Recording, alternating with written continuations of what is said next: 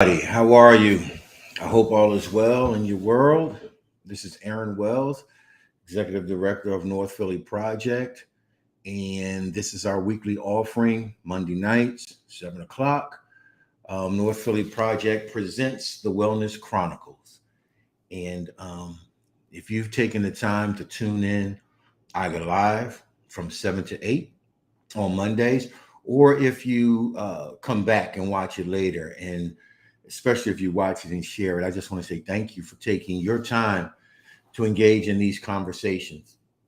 It's been a wonderful day for me. I hope it has been for you. A lot of good things have happened, a lot of good conversations, a lot of good interactions, and just watching people build the lives that they want, the communities that they want, the families that they desire, and watching people really dig into their own personal wellness, living through life's traumas and creating wellness for themselves. And so, if that is you, I say congratulations. I salute you because wellness is our goal, both individually and through our families, which create healthy communities. These are community conversations exploring life in marginalized communities, and then talking about how to ignite the social change needed for us to experience that wellness that we talk about. And so these Monday evening conversations, which you can see on North Philly Project's Facebook Live, they stream. Also, you'll be able to find them on our YouTube channel. And I'm asking people to please go to our YouTube channel and to subscribe. We're trying to get 10,000 subscribers very, very soon. And then after that, we want to keep adding 10,000 at a time. If y'all want to come in at a million, I'm okay with that. But this is what we're looking for. Tea time for a second. I love it. Love tea. This is lemon, ginger, and green tea mixed with a little honey. Um, our conversations are to help build community, to give community a platform. Most of our conversations are panel conversations. Sometimes it's a panel of one, as it is tonight. Those are always by design, just to help set a platform for us in conversation, right? To be able to create a platform for future conversations. A couple of weeks ago, we had the Queens held court. We had some queens, some strong sisters in community who talked about and shared with us resources and strategies of community building. Next week, the Kings will hold court. Got some brothers coming on who will talk community wealth, community building, and some healing for families. So don't miss that. So again, please share this on your social media platform. Let others begin to hear. We want to have a platform where the community can have voice, right? Not just traditional media that the sometimes spin is takes us in a different direction than truth. But this is about not reporting news, but sharing information and giving access to community to be able to have conversations, right? We need to be able to have realistic, impactful conversations that can create the change that we are looking for. So here we are. North Philly Project presents the Wellness Chronicles. These are community conversations exploring life in marginalized communities and how to ignite social change. Our topics, they range, right? They deal with all things in our community, especially 19132 and 19121. We talk about poverty and gentrification, the roles of the faith community, politics, government, education. What does it look like? Healthcare, technology, housing, employment. We cover it all, and we bring in voices to be able to talk about those things. So buckle in for a minute. If you're on, let me know that you're on so I can say hello to you. And again, if you're not watching it live and you watch it later, thank you for taking the time to join North Philly Project.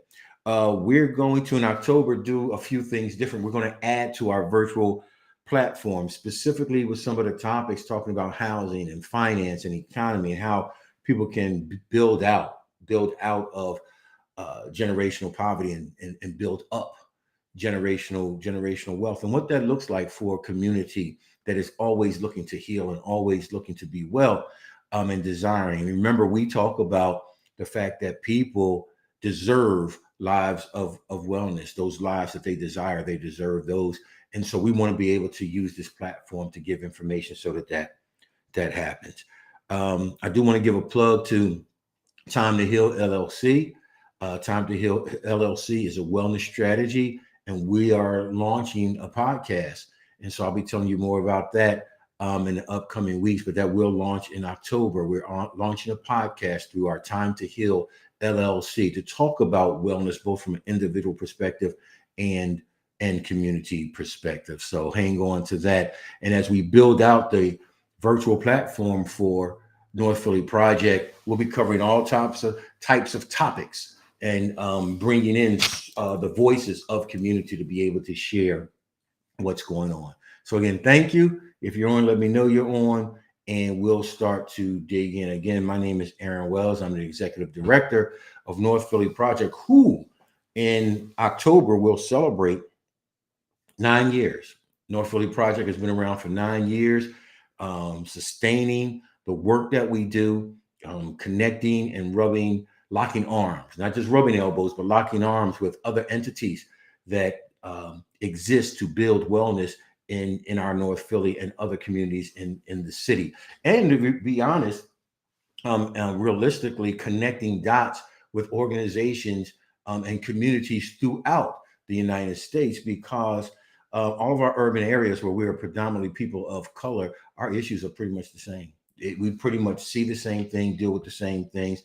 And so why not connect efforts and connect solutions? Okay. My guy Ted is on. Want to thank him for hanging out. That's my guy, one of my community partners and a brother that's become a friend. Really love Ted. Thank you for hanging on and coming in with us, Ted. Means a lot to me. So many of the things that are good that's happening with North Philly Project, I must say, I attribute those to our relationship with you, the ultimate connector. So Ted, thank you for hanging out. Let's talk about it. Let's dig in a little bit and create conversation for tonight. When we launched Wellness Chronicles here on the North Philly Project virtual platform, the first thing we talked about was the issue of poverty, because our strategy, North Philly Project, is created to be a strategy to eradicate generational poverty. We find that when we look at all the social determinants, those things that drive negative numbers, right? Those that core of the reasoning behind why we see community in such a stressed situation. When you dig behind it, it's generational poverty. The numbers prove that. When we look at the assessments and the research and the evidence, it comes back to the poverty of our city. And when we look at the poverty of our city, we have to then dig a little deeper and see the poverty of our communities. For me specifically, it's 19132 and 19121, but throughout. And so tonight I want to talk about the economic reality of Philadelphia. As we're looking for solutions to problems in community, as we're looking for solutions for our marginalized communities, many times we're staying away from the issue of the poverty of our city and our communities. And so when we look at education, we look at safety, we look at policing, we look at whether food deserts and nutrition issues. When we look at services, when we saw these gaps that were already there exposed by COVID, many of those are the result of or come out of the fact that Philadelphia is a poverty-stricken town. And is there a lot of money moving in Philadelphia? Absolutely. Absolutely. You can see it. It's a historic northeastern city. Wealth, but it doesn't trickle down. It neither trickles down, nor does those on the bottom of the ladder truly have access to pull up. And so we want to be able to be honest and talk about poverty in Philadelphia, because if we're having conversations about some of the other social determinants that we see that create negative demographics for us, that create stress situations in our communities, we can't skip over the issue of poverty in Philadelphia. The numbers talk about it. So we want to talk about the economic reality of our city, which means our communities. We want to talk about how we got there. Tea time. Ah, I like that. We want to talk about how we got there. I've taught my daughters growing up, both adults, as they were growing up, I taught my daughters that there are two questions that are vital in life: what happened and what are we going to do about it? Oftentimes we jump to what are we going to do about it without understanding how we got here, right? Because change has to take place if we're going to find results of change itself, the mindset of change, the actions of change, the behaviors of change, the effort and energy of change have to take place. But we got to understand how we got here. We don't stay there because the essence of it is, what are we going to do? What are we going to strategize? What are the solutions? But if I don't know how I got here, I'm doomed to repeat this if I don't know. It's just so many things that have been put before us. Our lack of knowledge, our lack of understanding. We're doomed to repeat it if we don't know it, if we don't understand it. So the economic reality of Philadelphia is not a new, is not a new phenomenon. Philadelphia's been this way for a minute, but we're always sweeping things under the rug, and we find distractions, right, to remove people from that thought. The haves really do have, and the have-nots actually absolutely do not have. And there's a big gap that has not been closed for a very long time. How did this happen? How did this happen for such a progressive city? But remember, it's such a segregated city. Yeah? For such a progressive city, but remember, it's industry has moved out. For such a progressive thinking city, there are times Philadelphia can find itself never moving forward and still being the same for some people, right? And so let's talk about it. I love my city. I love it. I want to state that first and foremost. I love Philadelphia, and I am in love with North Philadelphia. But if we're not real about, if we're not honest about it, if we're not exposing and putting the light on the reasons why, we will keep uh, trying to come up with solutions for problems that we don't fully and truly understand. You hear me repeat that often. I'm a firm believer of that. We often try to solve things when we don't understand what that thing really is. So let's talk about it tonight. Just setting the platform again for future conversations. The economic reality of Philadelphia. How did we get here? How did Philadelphia become this city where poverty is an enduring problem? It just doesn't seem to go away. It just doesn't seem to dissipate. It doesn't seem that it's being addressed. But we see change, right? We see buildings going up. We see new businesses being started. But the question has to be asked: is it actually trickling down, and or is there opportunity for those on lower rung financially to build up if they desire to, if they put the time and effort, energy in? Are there results that can actually change the landscape of our city? Interesting statistic: 25.7%. Yeah, that's a quarter. That's one fourth. One fourth of the city is poor. And I believe that's an underestimation. Yeah. I believe that's an underestimation of the true numbers. That 25.7% of our city operates and lives at a poverty rate and is one of the highest among the top 10, the top largest cities, right? The top 10 largest cities in the country. Is enduring. That means it just goes on and on. It's perpetual, but there has to be an answer. There has to be an answer. We have to be able to address what those issues are that keep us where we are. Let's keep talking about it. Here's something that we understand also: um, poverty in our city, 37%. Right, that's over a quarter. 37%, right? That's a third. 37% of the children under 18, and about 400,000 people live below the national poverty line. No. That ain't right, y'all. That's not right. I have some thoughts and some questions, right? But I want to keep this in information gathering today more than any thought and opinion. But I can promise you it's going to spring up sooner or later. I just think about that number. So if you have 9 people, 1 out of every 3 is poor. 1 out of every 3. So you got 9. 1, 2, poor. 1, 2, poor. 1, 2, poor. Ought not to be. And we talk about and we call other countries third world countries. And yet we who call ourselves the greatest nation in the world, the richest nation in the world, keep having a problem that doesn't go away. A problem that is solvable. A problem that is a issue that has solutions. Um, but it's real and it's there.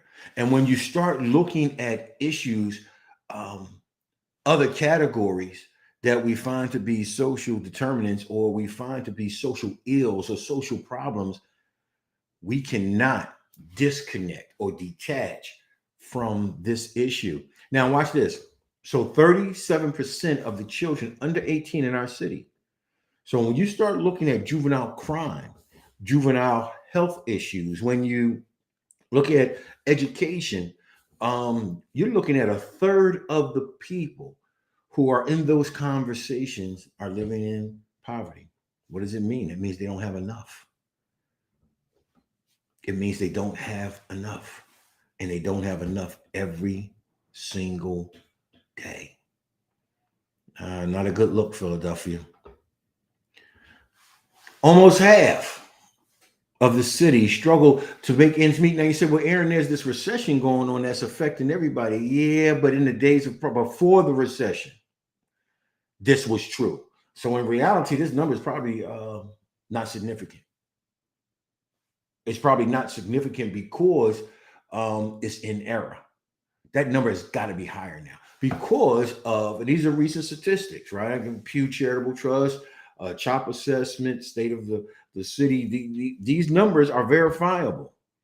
But when we look at what has happened since I believe this was April, or March, that these numbers that I'm giving you, man, we're getting ready to go into October, and the recession is not dwindling, it's not going away, it's not waning. So pre-recession numbers say that almost half of the city struggle to make ends meet. That means that my dollar amount to live is less than my dollar amount I receive to live. Hmm. But then there's 1% of us that never have to worry about that. Our Latino brothers and sisters, the Hispanic brothers and sisters, they have the highest poverty rate in the city at 37.9, but that is followed by the black community at a third, 30.8. So a third is 33.9. And so we understand 33.3. We understand that our Latino brothers and sisters who share our community, yeah, poverty meets poverty. Poverty meets poverty. And so our Latino community have the highest poverty rate in the city, right? And when you look at the reasons why, there are many, but they're closely followed by our black population, our black communities at a 30.8%. That means 1 out of 3. 1, 2 broke, 1, 2 poor, 1, 2 without. That's tough. That's a tough landscape. But with all the other things we hear about that's being addressed, not enough. Not enough conversation on how to bring our communities out of poverty. But let's keep flowing, okay? More information tonight. This is Wellness Chronicles. I'm Aaron Wells. We're talking about our city, the economic reality of the wonderful city I call home, Philadelphia, my community, North Philadelphia. We're talking about the economic reality. How did we get here? You with me? All right. So we talked about the fact that poverty is an enduring problem. It hasn't gone away. It's perpetual. It doesn't stop. Hasn't stopped.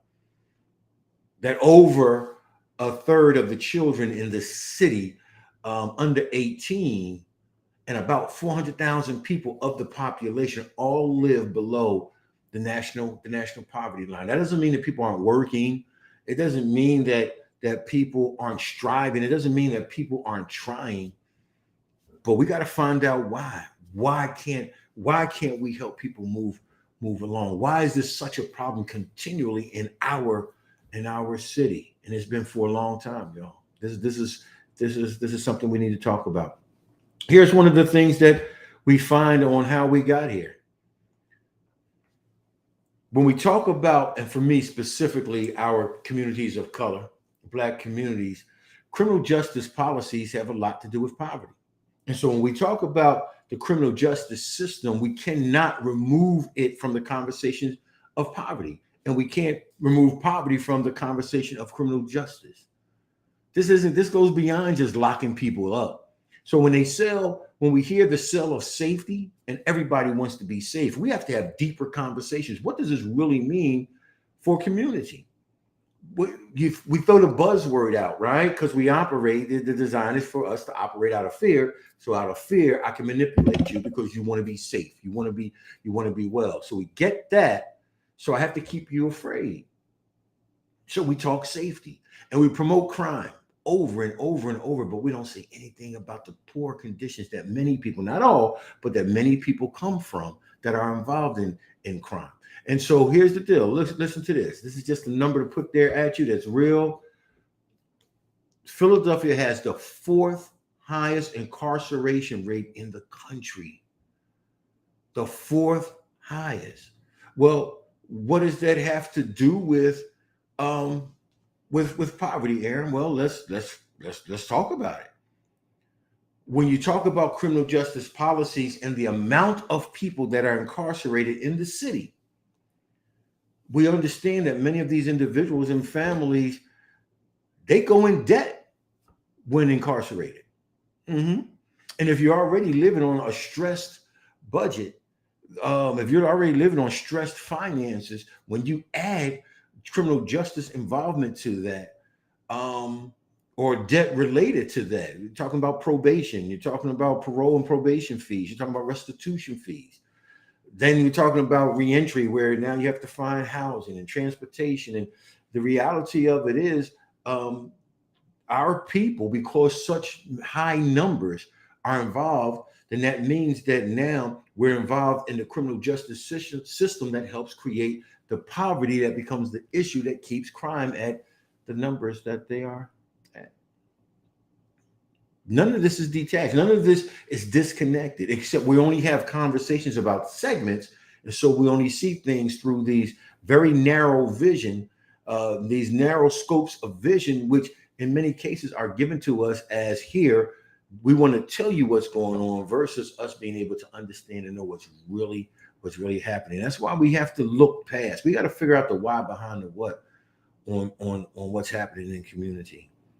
I've shared with people before that criminal justice policies and in our communities, and I'm not just talking about Philly. You saw Memphis, St. Louis, Charlotte, Los Angeles, Oakland, Frisco, you name it, where they have encampments.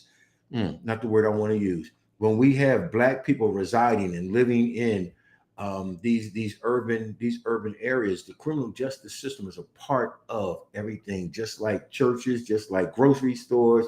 Well, we don't have a lot of grocery stores, do we? Just like churches and just like anything, barbershops, our criminal justice system's embedded in our community. That's a fact. And we have to be honest and real about it. And so related to incarceration are costs. And when those costs are tacked on to already stressed households, it helps us create houses of and environments of poverty. So, Aaron Wells, Wellness Chronicles, North Philly Project presents the Wellness Chronicles. We're talking about how we got here, how the city of Philadelphia perpetually deals with, lives in, operates out of poverty. Not a good thing. One of the issues of connected to how we got where we are, there's been a great loss of earning power.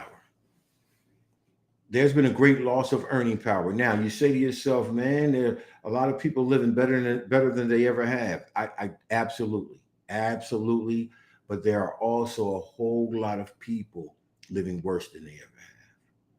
And there are so many reasons for it. I'm just hitting some of the key things that affect my community, which is the marginalized communities of North Philly.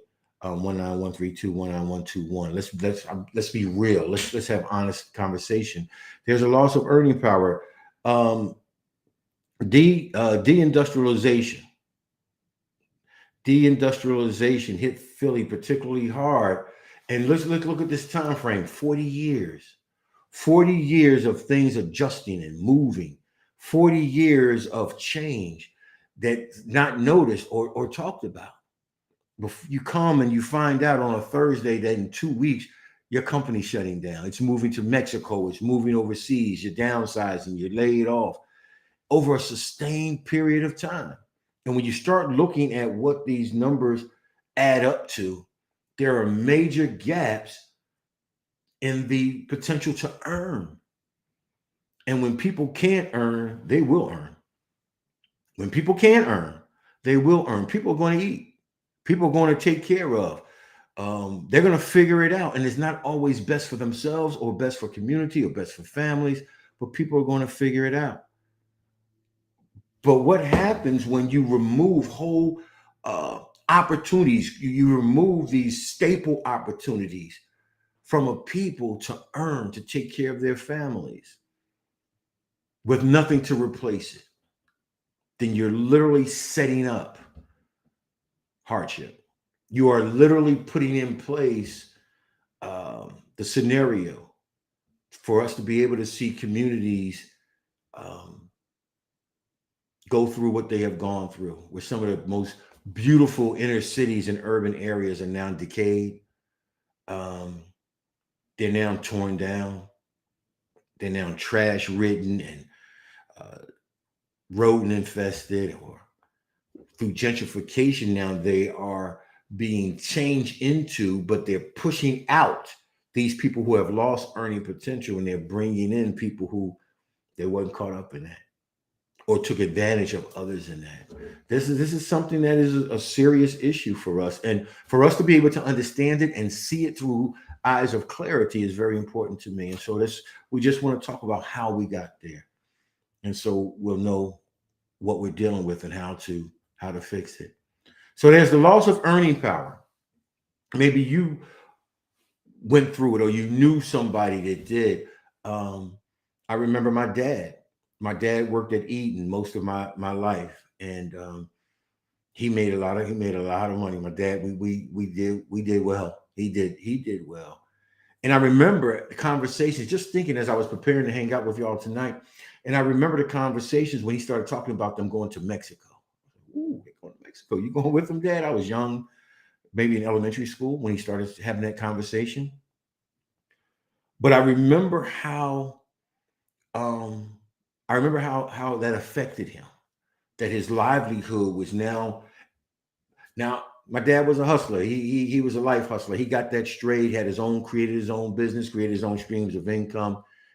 Big Rock wasn't going to go without Rock's Closet, right? Big Rock wasn't going to go without. But everybody did not have that uh, business acumen that my dad had. Some people depended on those jobs generationally. Those jobs, those institutions generationally sustain families and community, and then they're gone. What do you do then? Where the income is going out, but that very little is trickling in. It's part of how we got there. When you think about some of the places we lost, there were institutions like Bud's and Tasty Cake and Whitman's and some of the others, Eaton, where my dad worked at Yale, Eaton, closing shipyards. I mean, so many things happened that helped create this place that we find ourselves in. So it didn't just happen, y'all. It didn't just happen. Let's keep it flowing. Let's keep it flowing. This is the Wellness Chronicles, North Philly Project presents Wellness Chronicles. I'm Aaron Wells, just setting the platform, being able to share how Philadelphia became this poverty-stricken major city in the country. Another is access to education. Poverty and lack of education, they marry. Tea time. Poverty and education are married. They intercourse. And so how do we have realistic conversations when we talk about the struggles of our education system? We keep changing superintendents. We keep changing a lot of things to build our school systems up and to make our school systems effective. But those of us who are real about this thing, and it's tough, especially again, when I'm talking to people who have worked in the school system for a while. My mom worked in the school system. She retired from there. That was her career. My sisters, my cousin, family members. I work in the school system currently. But we have to be real about what is happening. We have to be real about what is happening in our schools. And one of the things that is real is that we are perpetually underfunded. Perpetually underfunded. Access to education if education is to be accessed, it has to be well funded. People are fighting for books. People are fighting for technology. People are fighting for, and so we're watching money being spent. Remember, I always say, check the budget out. And so we're watching money being spent, and we're not seeing it go to our future.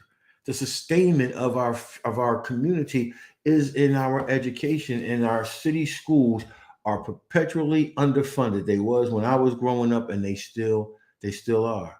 And it's something that baffles me just a little bit. I'm going to put that out there to you. Everywhere, every state has let me go back. Every state that has a lottery, those lotteries are intended for education. Millions of people are playing the lottery, even as you and I are sharing time here. Why do we never have enough money for education? When the money is being, people who don't even acknowledge or care about education are playing the lottery. So money is going in, and it says that these monies fund, but then we always find that our schools are underfunded. 1 and 1 is not equaling 2 on this one.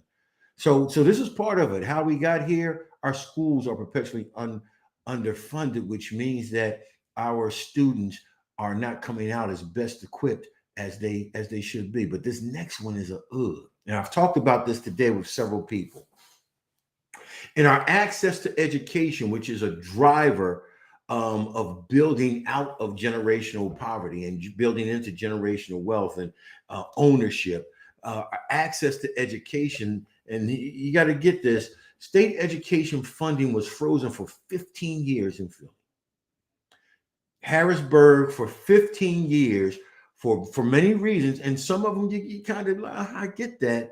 But for 15 years, from 92 to 2007, it was frozen. Now, here's what many will say, right? But this is 2022. You can't make those 15 years up, fam. You can't make them up. Have those 15 years been restored? So we've been caught up. We are perpetually living in a deficit when it comes to access to education. State education funding, because that's where it comes from. State education funding was frozen for 15 years. You can't make it up. You can't close that gap. You start over, but you're just 15 years behind. Every year you're operating in a 15-year deficit. But the money somehow has to be there. And somewhere they print money every day. So these are reasons why we see poverty in Philadelphia. This is just explaining how we got here. And so when we talk about this, we want to defend the fact that these institutions are struggling, but they're struggling because they are part of a strapped financial system. But somebody's profiting. Somebody's profiting. So we got to talk about this. Your politicians need to talk about this. for you. There needs to be discussion about why Philadelphia is broke, why we do not have, why over 400,000 people live under the poverty line, why 37% of our 18 and under live under the poverty line. I need to hear this. I need to hear this during election time. I need to hear this on TV and on radio. I need to hear these discussions, both addressing the issues, but also coming up with solutions. And my encouragement is, as we go to be voters and to be participants in our society, in our communities, we have to have a voice that says, somebody, listen, we got to fix this. This has to be a priority. Let's keep flowing for a minute, because I have another one for you. Access to education. This is one of the reasons why we struggle from an issue of poverty, or struggle with the issues of poverty in Philadelphia. Because our schools, and this is statewide, rely so much on property tax. That was easy for me to say, right? We rely on property tax to help fund schools. But if the numbers are high with poverty, says the oxymoron, right? You don't have a tax pool. Your tax pool is limited. So you keep wanting to go into this stream of money that isn't there. Why? Because your poverty numbers are so high. I'm going back to this. You cannot tell me or convince me that the 15 years of a lack of funding and fighting for funding did not help create the fact that now you have this stressed tax pool that you can't pull from to fund schools, because poverty numbers are so high. Where are people supposed to get the money from? They can barely eat. They can barely have housing that they need for families. Nothing is disconnected in this. All these roads of negative social demographics meet at poverty. That's all those rivers, no matter what we call them, they all flow into the great ocean of poverty. It's no joke. It's for real. But who's talking about it? We keep fighting these noble fights to change community, but we're not dealing with the root cause. Here's another reason why we find ourselves where we are. Discriminatory housing practices. Now, we've talked about redlining. We've shown evidence of it. There are those who admit to it now, but we don't talk about it enough. And people become frustrated working on their credit. That doesn't help because of these practices behind. Now, we have quite a few great programs that's helping to leverage, right? That's helping to inform, create leverage so that our stressed community can engage. But we have to understand that this has been going on for so long. We're working out of deficit base instead of strength base. Discriminatory housing practices for 30 years until the mid 1980s, the Federal Housing Authority refused. That means I don't want to. And nobody's going to make me refuse to support loans for Black people. It's fact. It's fact. So you think, if I can't get my housing, if I'm being pushed into a position of being marginalized, if I'm being pushed into areas that I actually living out of my means, I can actually afford more than this, but because I can't get a hold of what will allow me to be where I need to be. So now I'm here. But now what about the overcrowding? Because I'm here because I can't have access to what I can afford. But now I'm piled on top of the people who need to be here because they're not in a financial position to move out. And then I'm on next generation moving up. And so now we're in this overcrowded situation where we have this many houses, but we have this many people. Yeah. We didn't just get poor. We didn't just become a poverty stressed community. There's been some things in place. There have been some things in place that have created where we are. When we talk about the discriminatory housing practices, we understand that many neighborhoods that were labeled dangerous and remain hyper segregated. That's Philadelphia is one of the most segregated cities in the country, and have been devoid of investment. Right? We're not going to invest in there because it's a bad neighborhood. We're not going to invest in there because of crime.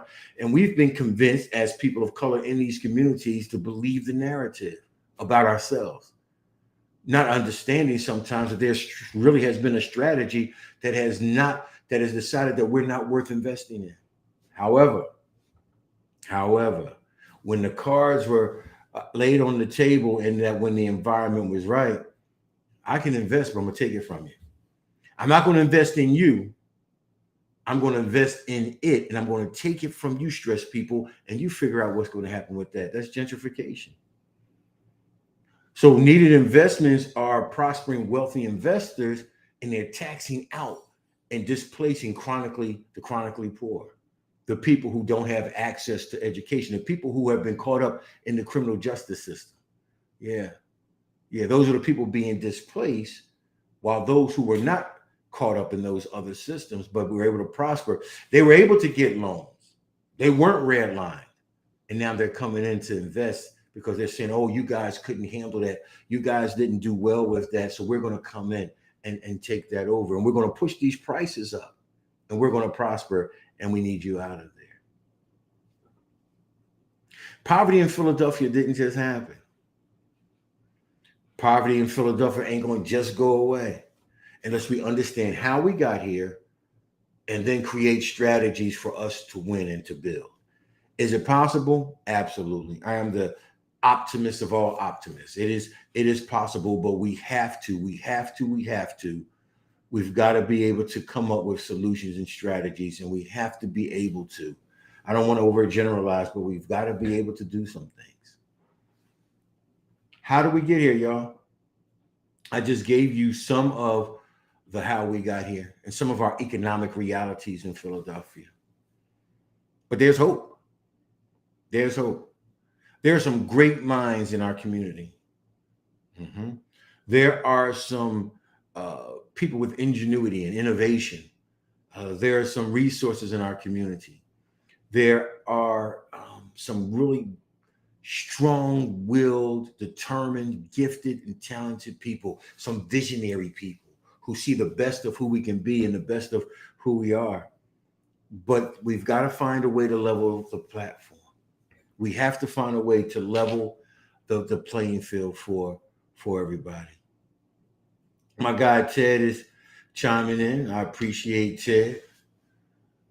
So Ted says determinants of poverty, root causes, poor education, lack of opportunity, single parenting, mental health trauma, biggie, Ted, biggie, housing access, financial management, lack of community due to violence, which is connected to the rest, lack of motivation at times due to historical barriers, generational cycles, all of these things play a part in how we got to this point. So we're going to talk solutions. We're going to talk solutions to these issues next week. We're going to walk in the door with solutions to each one of these because, again, I believe in hope. I believe in the best of who we are. I believe in it. And I don't believe that I'm naive because I've seen it. We can do it. We can move the needle forward. We can do this, but it's going to take all of us, all hands on deck. And we have to start valuing ourselves, valuing who we are and what we can do and what we can do together. I've shared with you before our African proverb, which is so important to me, right? If you want to go fast, go alone. But if you want to go far, we go together. And we've got to go far. We have to be able to, and listen to this. This is real. We have to make up some ground. But more important than that, we got to put next generation in position to win. And we can do it. We can set the table up so that the home run hitters, our next generation, can come in and knock the ball out the park. But we got to get on base. My mom always told me that when you find yourself in a hole, the first thing you do is stop digging. Let's stop digging the hole. Let's look at this realistically. Let's see what's out there and what some of these solutions are, how we can empower. I talked to you about this. I talked with you about this last week. James Brown said, I don't want nobody to give me nothing. Open up the door and I'll get it myself. Opportunity, access, information, exposure. That's the playing field. That's the playing field. My friend Donna Earl is on. Hey, Donna, love you. Welcome. Donna's hanging out with us from DC. Appreciate you hanging out there, good friend. If you're on, let me know you're on so I can shout out and tell you hello. Please make sure that we're sharing this on our social media platforms. The economic reality of Philadelphia, how we got here. Hang out with me next week because we're going to talk about some specific strategies of solution. Property. We need ownership in property. When we talk about why people left Europe to come to America, it sounds good when we talk about the religious persecution in Europe, but in reality, part of that was they couldn't get the land that they want. They were land barons and landowners that didn't want to share land, so they came to this new world and they displaced our native folks that were here to get the land. It was all about land. It's still all about land. It just says that Bill Gates just became one of the biggest landowners in the country, right? Because he has the money to buy land. We need land. We need property.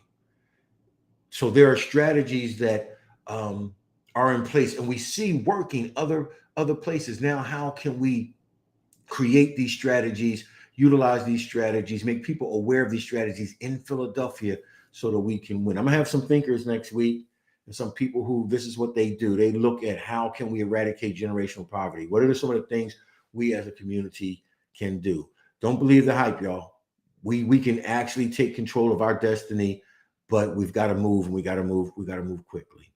There are some things, these barriers that continue to come that create us from building out of poverty, and there's some lids on top that want to hold us into poverty.